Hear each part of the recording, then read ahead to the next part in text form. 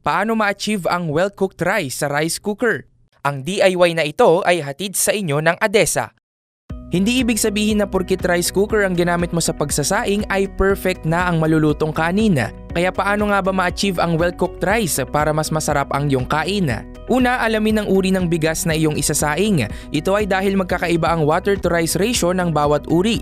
Ikalawa, hugasan mo ng maayos ang bigas ng 2 hanggang 3 beses. Pero kung trip mo naman ang malambot na kanin, pwede namang hindi mo ito hugasan ng husto. Ikatlo, i-level ang bigas sa loob ng rice cooker. Ayusin mo ang bigas pagkalagay ng tubig para pantay ang pagkakaluto rito. Ikaapat, kapag lumipat na sa keep warm mode ang rice cooker, hayaan muna ng kanin na mag-steam ng 5 to 10 minutes bago mo ito buksan. At ikalima, magdagdag ka ng dahon ng pandan o kaunting mantikilya para hindi lang masarap ang kanin kundi mabango pa. Gets mo ba? Sige nga, do it yourself! One day, isang araw, masayang naglalaba si Snowy. Ilang kusot lang, pagod na at luging-lugi.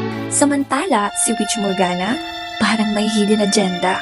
Si Witch Morgana, here to save the day pala. Just a quick tap on her phone, so fast! Washing machine ni Snowy is here at last. Yan ang delivery bilis ni ADESA. Installment approve bilis na, 0% interest pa up to 12 months. Sa ADESA installment, kaya-kaya.